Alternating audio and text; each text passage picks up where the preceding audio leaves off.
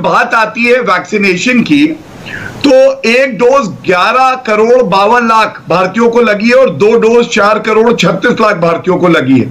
तब तो ये कहते हैं परसेंटेज में बात करो। तो पंकज जी ये बताइए, विश्व में, पूरे विश्व की बात कर रहा हूं, संक्रमण दर सबसे कम कहां है? भारत में, अमेरिका, यूके, कहीं भी तुलना कर लीजिए। मोर्टालिटी रेट, जो प्रति लाख दुर्भाग्यपूर्ण मौतें हुई है, सबसे कम कहां है? भारत में। लेकिन वहां इनको एब्सोल्यूट नंबर चाहिए, वहां परसेंटेज में बात नहीं करेंगे, वहां दर की बात नहीं करेंगे। लेकिन जब वैक्सीनेशन की बात आएगी, हम नंबर बताएंगे, क्योंकि जनसंख्या 135 करोड़ है भारत की, तब कहेंगे कि हम परसेंटेज में बात करेंगे। ये दोहरा रवैया नहीं है कि तो और क्या है। तीसरी बात, अगर केंद्र की सरकार ने दिल्ली की सरकार की मदद नहीं करी समय समय पे, क्योंकि हमारे नागरिक हैं, भारतीय नागरिक, तो 4 बार अरविंद केजरीवाल जी ने क्यों धन्यवाद दिया?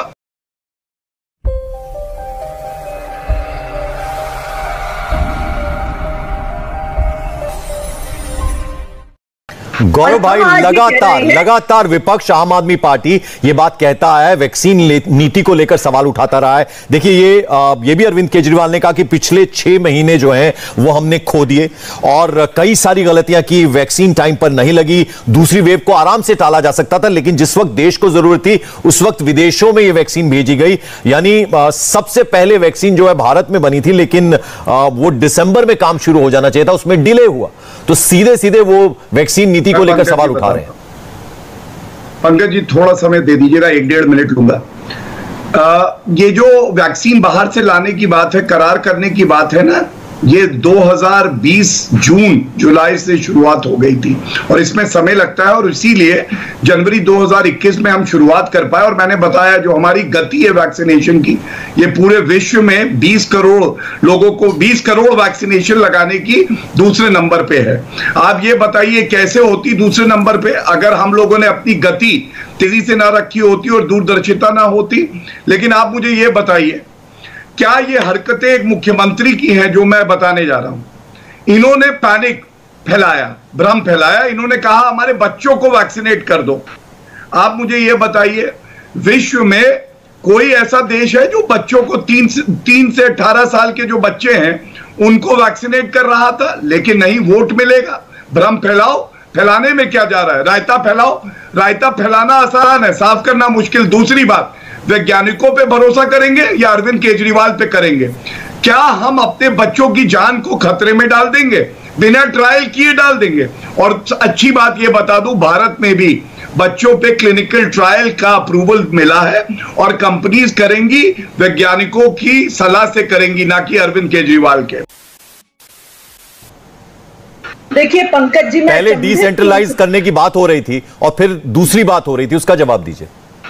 देखिए पंकज जी, मैं अचंभित हूं इस बात से कि भाजपा किस तरह का छल करती है कि सामने आके ये कहती है कि खरीद लो वैक्सीन, डायरेक्टली बात कर लो आप कंपनियों से गवर्नमेंट को प्रोक्योर कर ले, और पीछे से कंपनियों के हाथ बांध देती है कि हम बताएंगे कि किसको वैक्सीन बेचना है। क्यों गौरव भाटिया जी, क्यों भाजपा की केंद्र सरकार ने भारत बायोटेक पे और सीरम इंस्टीट्यूट पे ताला लगाया हुआ है और कहा है कि तुम खुद नहीं डिसाइड कर सकते? कोई केंद्र, अगर कोई राज्य सरकार आपको पूरा एडवांस पेमेंट भी करने को तैयार है, जो हम 1.5 करोड़ वैक्सीन का करने को तैयार थे, फिर भी वो कंपनी हाथ जोड़ के कह रही है कि जी हम तो केंद्र सरकार की अनुमति के बिना दे नहीं सकते हैं।